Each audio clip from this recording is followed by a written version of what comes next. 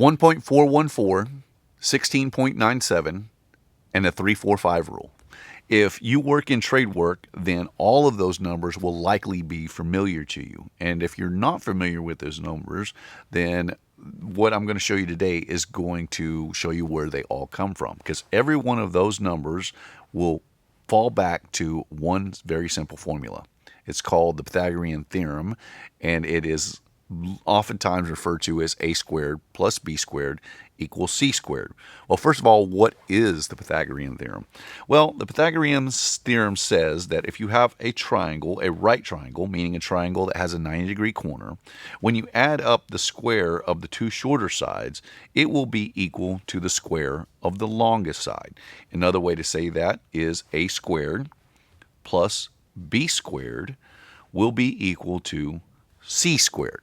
Now, there's a couple of very easy ways to prove this that I'm going to show you, and there's well over 350 different ways to prove that the Pythagorean theorem is true, and it's one of the most fundamental theorems that you could ever learn.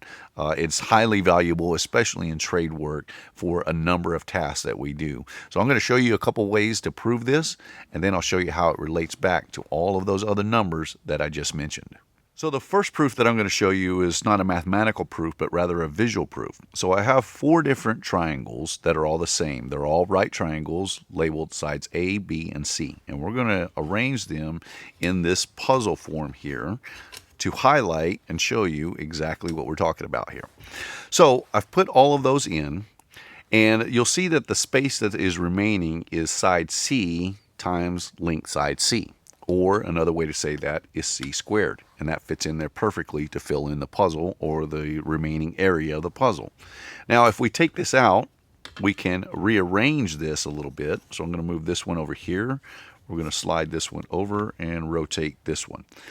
Now, we're still using the same four triangles, and now the surface area that is left behind is side B times side B, or b squared, and the other portion is side A times side A, or a squared.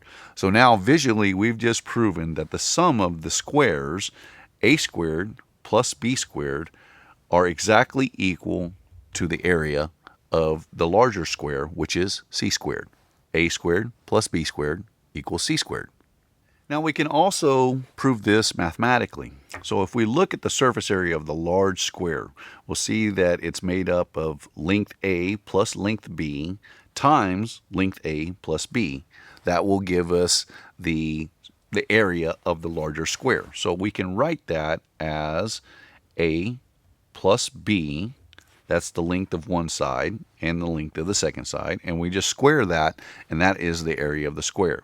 Then if we look at the individual components within the square, we have four different identical triangles, side A and B. The surface area, or the area of a triangle, is 1/2 of A times B. So we can write that as 1/2 A times B. Now we have four of those, so we have to multiply this by 4 because we have four identical triangles, and that becomes 2AB. So we can eliminate that one, and then multiplying that by 4 gives us 2AB. Then the final portion of this is the larger c squared, which is c times c, or c squared. Now, when we expand this formula out, we get a squared plus, because these two are positive, it'll be 2 times a plus b, or a times b, so it'll be 2ab, and then finally plus b squared. So that's what we have for the surface area of the entire large square on this side. And that will be equal to the components of that square, which we just listed before. Now, because we have 2ab on both sides, we can cross those out, and that leaves us with the very familiar formula of a squared plus b squared equals c squared. And that is a way to mathematically prove that the Pythagorean theorem holds true. So, like I said, there's well over 350 different proofs, but these are two of the most popular to really give you a visual explanation of why that is true. Now, where it comes in extremely useful in construction of all types is because it forms a square corner. And so we can use this formula for a number of different things in all types of fields of construction and fabrication.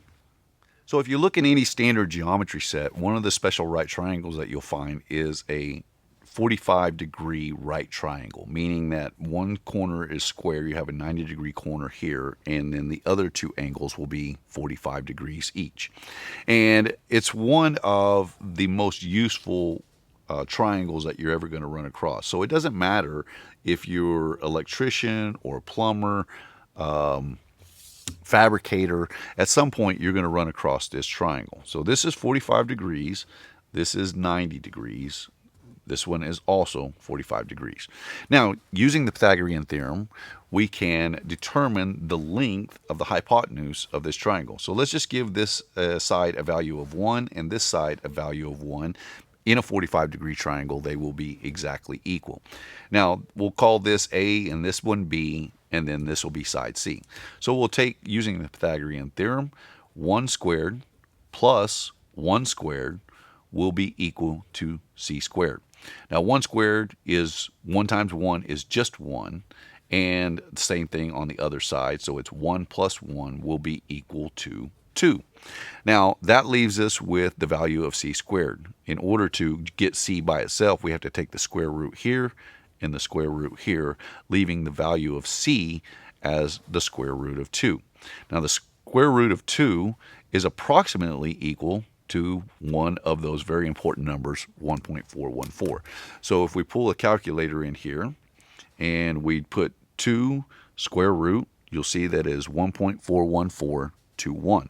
Now this is extremely important when forming a 45-degree triangle. So let's say that now that we know, we call this the multiplier or the a lot of times in trade work, like pipe work, they'll call it the constant. So in a 45-degree triangle, this will be the constant multiplier. So let's say that this side is, I don't know, we'll give it a value of 14 inches, which means that this side is 14 inches. So in order to find the value of this side, you can do the Pythagorean theorem, 14 squared plus 14 squared will be equal to whatever number that is, and then square root that, and that will give you the value of the hypotenuse. Or you can take 14 inches and multiply that by the constant 1.414, and that will also get you the length of this side, or the approximated length of this side, unless you're using the square root of 2. So I'll kind of show you that. So if we do 1.414 and we multiply that by 14, that gets us 19.796. Now that's a real close approximation to it. To get it exact, you would do the square root of 2 and multiply that by the length of the side, which expands the decimal place out quite a bit further, which is 19.7989 ... Now in trade work, usually we do not have to be that specific. We're not building rocket ships. You're usually just squaring in buildings or building a brace or something like that. So it's not as crucial to get it down to the thousandths of an inch. So 1.414 is really good estimation for being able to fabricate a lot of different things. And that's where one of our constants is related back to the Pythagorean theorem. So 1.414 is actually embedded into a very common tool, the framing square, as well. So we have the brace table here, and it gives us a bunch of numbers. So the first one is 24, 24, and then 33.94, or 33 and 94. So what this is saying is if we want to build a brace that goes 24 inches down and 24 inches over, the hypotenuse will be equal to 33.94. And we can very quickly show that. So we're going to take the square root of 2, which will be our constant, that's 1.414, and we multiply that by the length of the leg, 24 inches in this case, and that gets us 33.94, exactly what's on the brace table. Let's take one more. We'll do 51. So if we take the square root of 2, 1.414, times 51 inches, that gets us 72.12 And that is exactly what the brace table shows, 7212. And that's how 1.414 is embedded into the framing square as well. So the next number that we're going to look at is 16.97, and this also relates to a 45-degree triangle. So what we have here is just a diagram of a standard hip roof. A standard hip roof meaning that the slope of the sides is the same as the slope as the ends. And when that happens, if we look at the plan view of this, the hip rafter forms a 45-degree angle with the last common rafter. Now, when we're talking about doing roofs, they don't call those out in degrees, but rather they call them out in pitches. So if we had, let's just say we have a 5/12 pitch, that means for every 5 inches or for every 12 inches of run, the angle rises 5 inches. Now, when we look at the plan view of our hip rafter, again, we see that the hip rafter sits at 45 degrees to the common rafter, meaning that the hip rafter is quite a bit longer than the common rafter, but they both have to extend out to the end of the plate. So we know that if the rise stays the same, then the hip will actually extend out further, something like this. So this will be 5, and it's going to be over 16.97. So the hip will be a 5 by 16.97 inch pitch, and the common will be a 5 by 12 inch. Now, where does that come from? Well, again, we have a 45-degree triangle, and using Pythagorean theorem, we know that it's a squared times b squared equals c squared. And there's two different ways that you can come up with this. If we take 12 inch, we just call it 12 inch on the 45. So this will be 12 and this will be 12. This will be 144. That's 12 squared plus 144 will be equal to 288. And when you take the square root of that number, that gets you 16.97. And we can prove that pretty quickly. So let's clear that out. 12 squared, which is 144, plus 144 equals 288. When we take the square root of that, we get 16.9705. Now, another way to do this is by taking the square root of 2, 1.414, and multiplying that by our 12, and that gets us the exact same number, 16.97. Now, in roofing, a lot of times they'll round this up to 17. So they'll, instead of having a 5 by 16.97, they'll have a 5 by 17 inch for the length of the hip rafter. But if you're coming up just a little bit long every time, now you know why, that it needs to actually be a 5 over 16.97. Now, the last numbers that we were looking at were the 3-4-5 rule. And this is probably the most useful among all of those different numbers for the vast majority of contractors. So what this states is that if you have a triangle and one side length is 3, and it could be 3 inches, 3 miles, 3 yards, 3 meters, it makes no difference, and the other leg is 4, that the distance of the hypotenuse will always be equal to 5. And what we call these are Pythagorean Theorem triples. So if we take the simple one, 3, 4, 5, and this is the easiest to remember, and we give that the value of A and then B and then C, we find that 3 squared plus 4 squared will be equal to 5 squared. 3 squared is 9 plus 16 will be equal to 25. When we take the square root of 25, that is equal to 5. It's what we call, again, the Pythagorean Theorem triples, and there's a lot of them.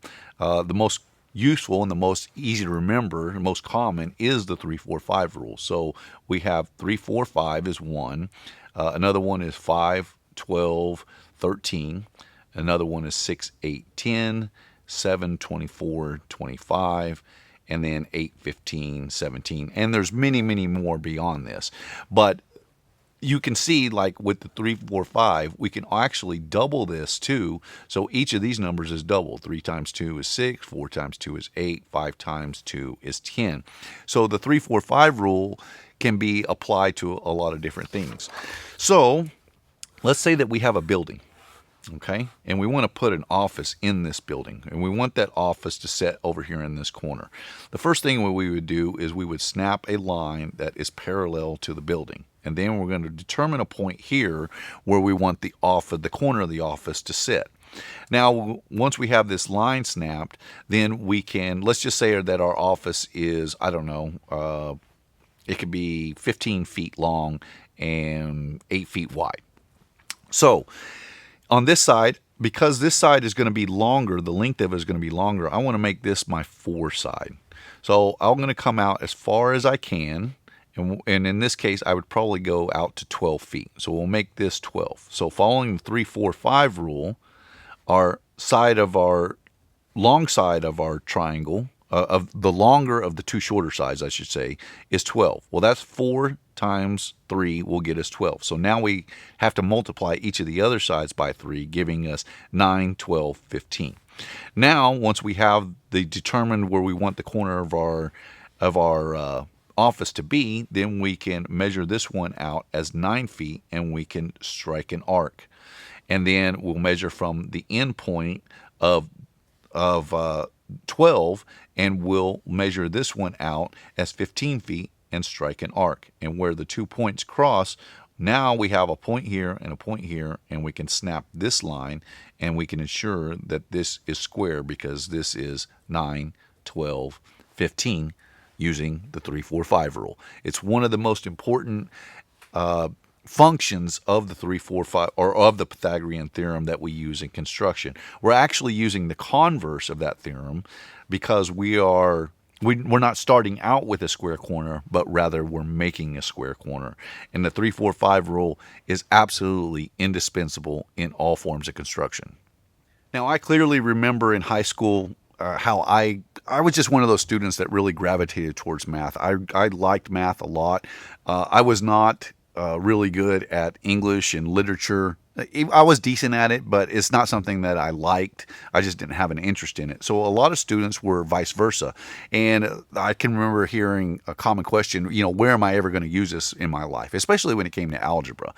I think a lot of it has to do with how teachers teach math. They teach it more as an academic exercise instead of showing how it's useful in real world, like construction and like building, where if they was taught a little bit differently, that a lot of those students would gravitate more towards or have more interest in learning how math will help them later in life.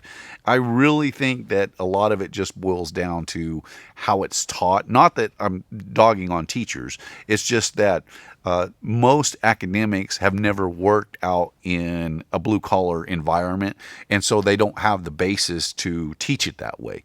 Well, it's incumbent upon people that have been in the trades for a while, I think, to pass along that knowledge. And hopefully this gives those that didn't have an understanding of the Pythagorean theorem before kind of a better understanding of how you can use the Pythagorean theorem and apply it to whatever trade you may be in. It's incredibly valuable to learn, and it's going to be a building block going into more advanced stuff like core trigonometry. At any rate, my name is Ben. You've been watching the Texas Tool Crib. I appreciate you taking the time to watch, and I'll see you in the next one.